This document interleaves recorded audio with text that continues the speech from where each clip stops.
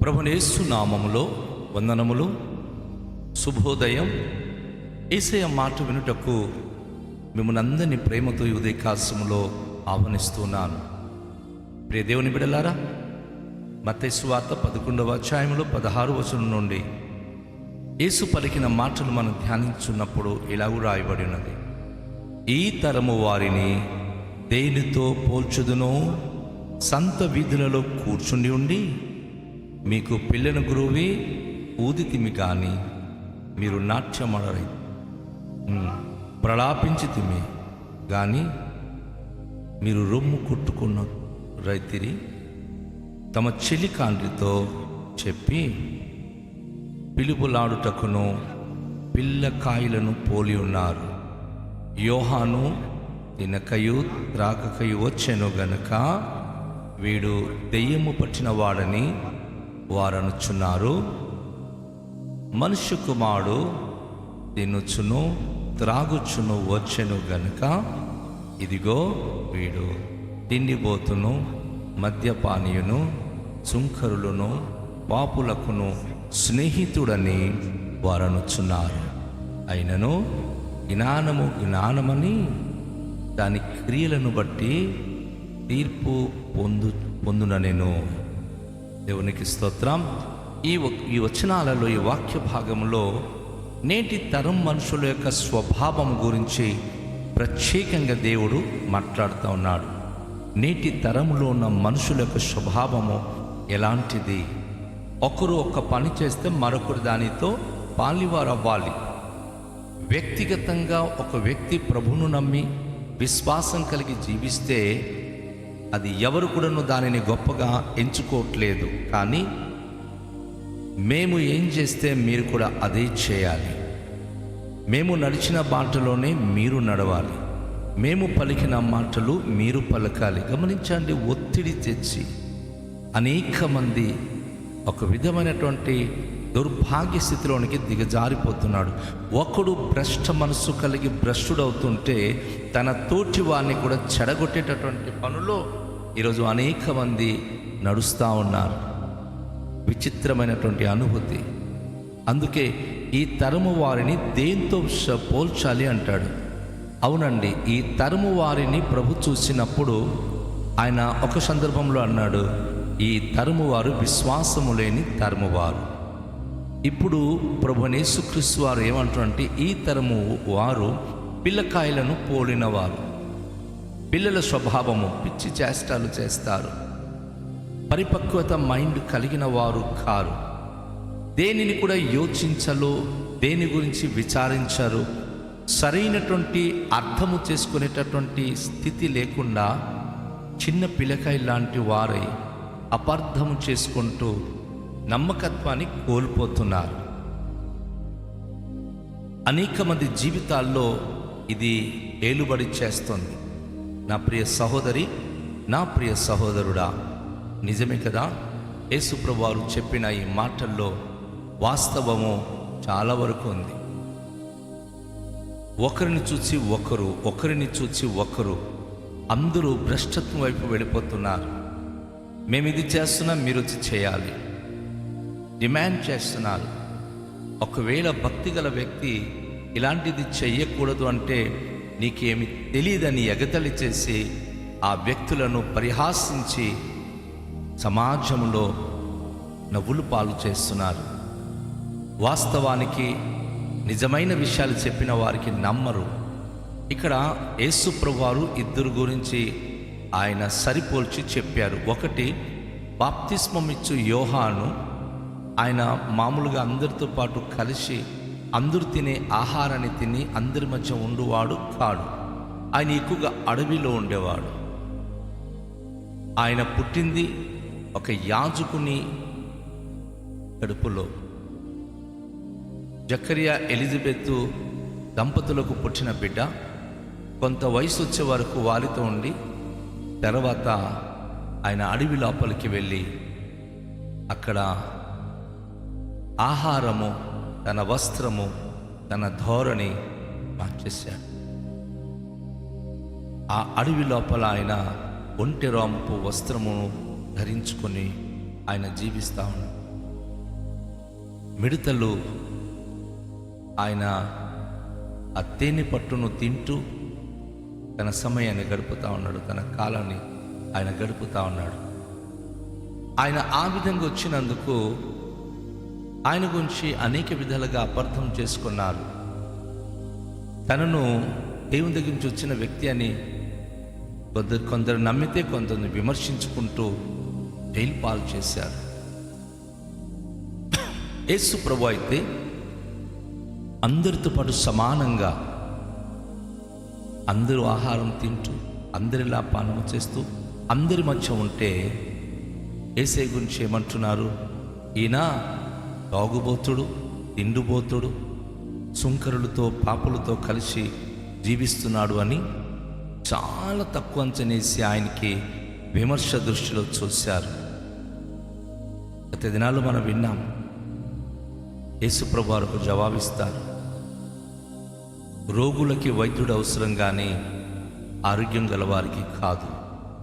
యేసు ప్రభు వారు వచ్చింది పాపులను రక్షించడానికే.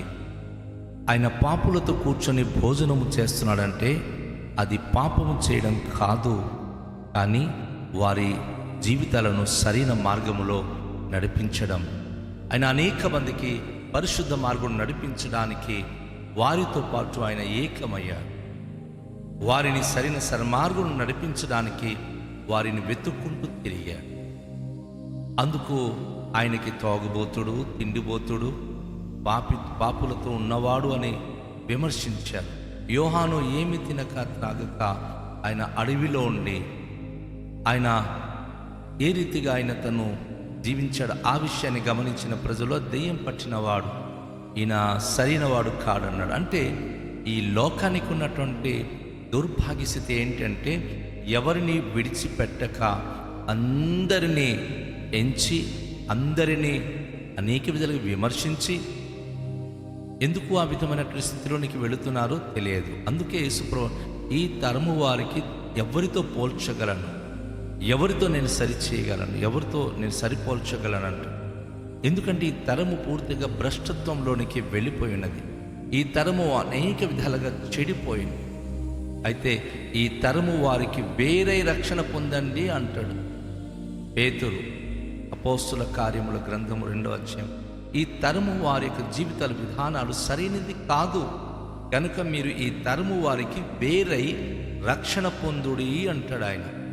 యేసుప్రభు వారు కూడా ఈ తరాన్ని చూసినప్పుడు వీళ్ళు పిలకై లాంటి తరము కలిగిన వారు ఏం చేస్తే ఇతరులు కూడా అదే చేయాలి, వారు ఏమి పలికితే ఇతరులు కూడా అదే మాటలు పలకాలి, వారు జీవిస్తున్న జీవన శైలి ఇతరులు కూడా అవలంబించాలి అని చెప్పి వారు ఎగతళి చేసేటటువంటి వ్యక్తిత్వం కలిగిన వారు అని ప్రభు తెలియచేస్తా ఉన్నాడు.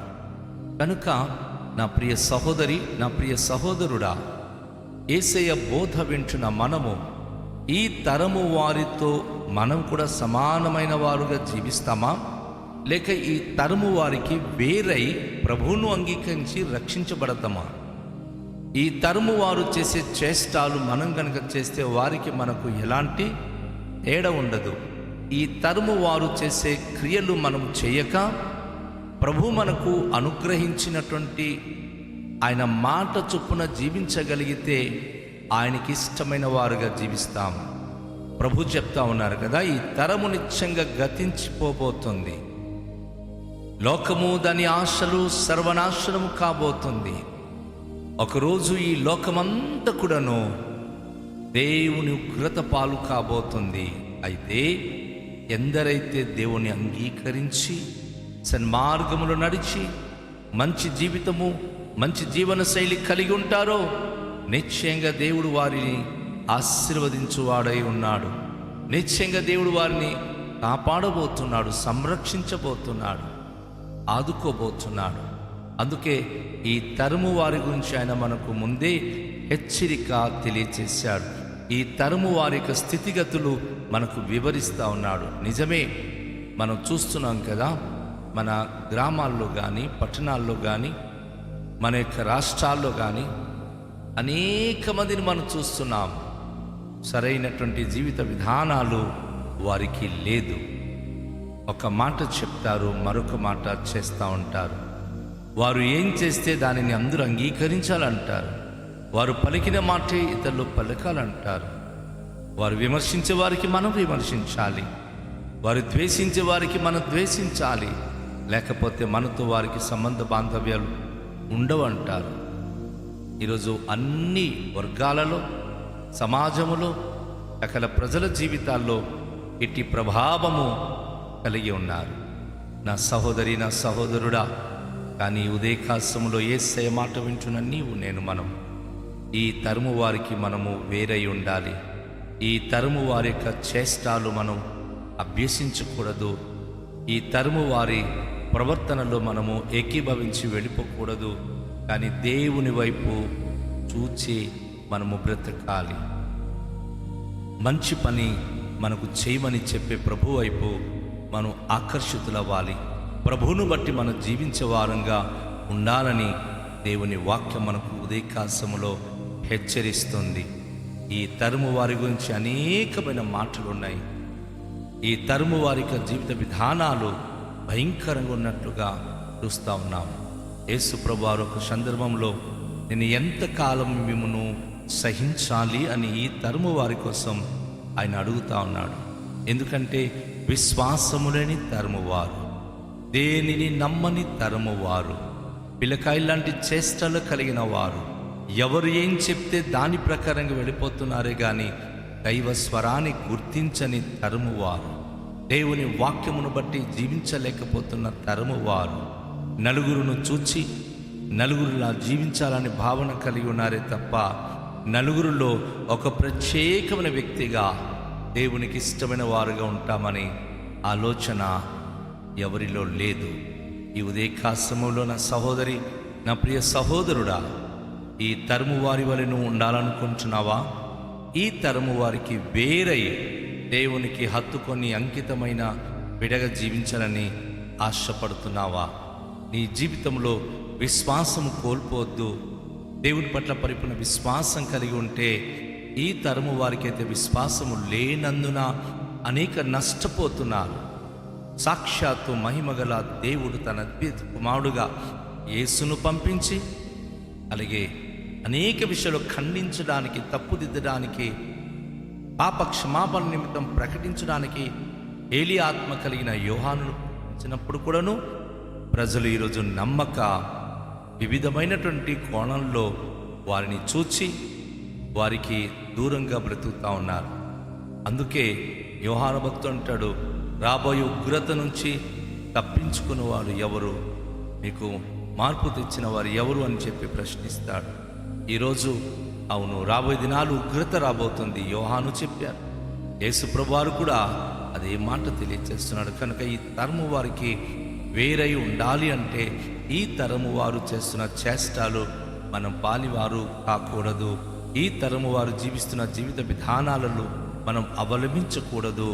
మనము ప్రత్యేకంగా ఉండి మనము దైవ స్వరాన్ని గుర్తించి, దేవుడు ఈ లోకానికి ఒంటరిగా వచ్చాడు, యోహాను ఒంటరిగానే వచ్చాడు, యేసు ప్రభువు ఒంటరిగానే వచ్చాడు. కానీ లోకంలో లోక మాలిన్యత అంటకుండా పరిశుద్ధంగా తమ జీవితాలను కాపాడుకున్న రీతిగా నా ప్రియ సహోదరి సహోదరుడా, ఉదయకాశంలో వర్తమానం వింటున్న మీరు, మనమందరం కూడా దైవ స్వరానికి మనము వినుబద్ధులమై ఉండి ఆ మాటలకు విధేయత కలిగిన వారమై తనకు మహిమకరంగా జీవించడానికి సిద్ధపడదాము.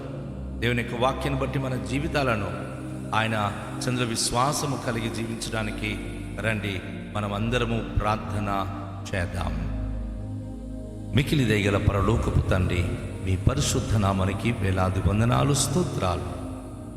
ఈ తరము వారు ఎట్టివారో మాకు వివరించిన యేసయ్యా, ఈ తరము వారికి వేరే రక్షించబడాలి, మీ యందు పరిపూర్ణ విశ్వాసం కలిగి జీవించాలని ఉదయకాశంలో ఉపదేశించబడి ఉన్నాం.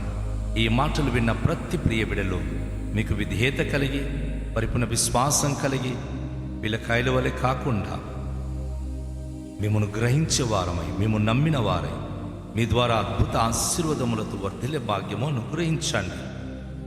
ఈ దినము ప్రతి ప్రియ బిడలకు పేరు పేరున ఆశీర్వదించి, వాక్యములో దీవెనను బట్టి మేము దీవించబడి క్షమాభివృద్ధి పొందే భాగ్యం అనుగ్రహించుమని యేసు నామములో ప్రార్థిస్తున్నాము తండ్రి. ఆమేన్.